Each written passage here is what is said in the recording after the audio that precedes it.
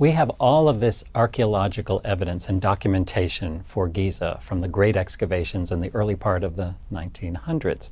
So why move into visualization and 3D? Can that help us with our scholarship? Is there something new to learn here? Well, take a look at some of these examples with me. Where's the best place to study Giza is an interesting question to ask. Of course, out at the site is a wonderful place, and I'm never going to advocate that no one ever go there or use some kind of substitute for visiting the site of Giza itself. It is a spectacular experience. However, in many ways, you can study Giza better from archival documentation, and I will argue even from 3D visualization. So take a look at this photograph from about 1927, and if you look at the condition of this scene today, unfortunately, it's in much sadder shape. The figures are deteriorated, it's hard to recognize what's going on. So there's a case where we turn to the archives. Or how about this? We're now in the Berlin Museum and you're seeing the facade of the tomb of Mer Ib. If you went back to Giza, you would see a hole in the ground because this chapel was removed in the 1840s. So through 3D visualization, such as you see in this model, we can virtually repatriate the chapel of Mer Ib back to Giza and experience it right where it originally belonged. Another example of then and now. You see a man carrying an oryx or a gazelle on the left in pretty good condition, and on the right, unfortunately, suffering terribly. So our approach is to try to visualize the entire Giza Plateau. That's not to eliminate all the great archaeological evidence, the dig photos and diaries and maps, or a visit to study the originals up close and personal. All of these things are critical. But by making a 3D model of the site, we can now get to areas that normal humans don't have access to, and we can start to ask some new research questions that were previously impossible. And the important point is this isn't a video game, it's based on the sound archaeological evidence of many, many decades of hard work by our predecessors. So that means starting with maps and plans and section drawings and building up computer models in wireframes, and then texture mapping them and adding different types of stone casing types and other types of colors, and eventually we get a photorealistic appearance of these buildings. It also means we can repatriate or build 3D models of specific objects and put them right back into the rooms that they were originally found in. So this enhances our understanding of the archaeological context of the site, something we don't get, of course, if we visit Giza today. Many of these objects are now in museums. And since we're paying close attention to the archaeological record, we could take something like the tomb of Hetaperes, which was found in 1925 with so much of the wood and materials deteriorated that it was just a pile of debris on the floor. But thanks to the careful documentation, that has allowed us to build a 3D model and even restore all of the Queen's furniture. You'll learn more about that in another module. I'm often fond of saying I would love to see the tomb's eye view of Giza. In other words, to dive down into the underground limestone bedrock and look upwards and see all of those wonderful burial shafts leading up into the mastaba tombs. Well, with 3D modeling, we can do that. Mortals can't dive into limestone, but we can hover around and rotate around burial shafts and get a real sense of how these substructures of these buildings connect and relate to the superstructures below ground and above ground.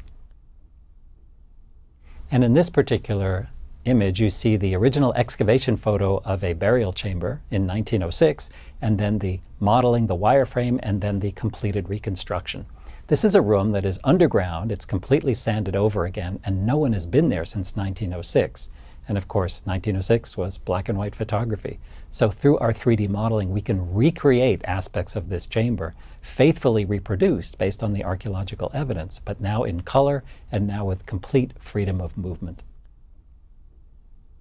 Eventually, we'll be building all of the Giza Plateau, and we hope to lend the kind of detail and meticulous care to the structure of every single mastaba, its casing types, its shapes of limestone blocks, its chapel decoration. This is a big job, and it may involve crowdsourcing, but one by one, we can actually model the entire site in faithful detail. In terms of the royal temples, we too have things to learn here from visualization. On the floor of Khafre's Valley Temple here, you see the emplacements, or those rectangular niches or holes in the floor, partially restored today, but those originally contained the bases of statues of Khafre. The question is, how big were they? Were the platforms big? Were the statues big? So by placing our 3D models in these emplacements in the floor, we can start to experiment and get a sense of how big or how small they should be reconstructed. Here is a very colorful rendering of the Menkaure Valley Temple. Remember, this was built in stone by Menkaure, but he probably died too soon, and so his successor and son, Shepsiskaf, tried to finish it in mud brick. It went through multiple building phases, indicated by the white and the pinkish colors here, and then was actually inhabited. All of those dwellings in the courtyard came later, towards the end of the Old Kingdom. So we can almost magically pick these elements apart and look at the temple at various points in time. Empty, full, complete, half complete, limestone, mud brick, all with different color coding. That's something you don't get when you visit Giza itself. This temple is completely buried. You won't see a thing today. There are also ways to experiment with what you see on the walls. In this example, we can actually point to items in the tomb carvings and paintings, such as furniture belonging to this queen. And if we click on an element, it pops off the wall as a 3D model, which we can then rotate in space and get a better understanding of. Imagine if you could walk into a tomb and click on absolutely anything that's represented on the chapel walls and have it pop into 3D real life for you. Here's an example of some famous tombs that have nothing surviving above ground, no superstructure, just these subterranean decorated chambers. So here again, with 3D modeling, we can experiment what should be over these tomb areas. Was it a mastaba? Was it an enclosure wall? Was it something simpler? So once again, experimenting with visualization can help us understand the development of this part of the cemetery further. Sometimes you have to draw a clear line between what you're restoring and what you know about, what's archaeologically attested. So in this case, we're looking from the air at that dark patch on the east side of the Great Pyramid. That is all that remains of the basalt flooring of Khufu's pyramid temple. Down below is a 3D model, in this case rather hypothetical, based on other mortuary temples that are from the same period and with the same basalt flooring. But again, we have to delineate carefully what we know and what we don't know, what we are theoretically restoring. We can even put human characters back into the scene. This lends a sense of proportion, helps us understand the use of various areas and buildings better. So in this view, you're looking at the central field. That's the area now choked with tombs behind the Sphinx. But before it was a cemetery, it was the quarry zone for all of the core limestone blocks that went into the Great Pyramid. And here you see thousands and thousands of Egyptians hard at work in the quarry, carving the individual blocks that would then be towed on sledges up to the Great Pyramid, which is just barely rising in the distance in this model.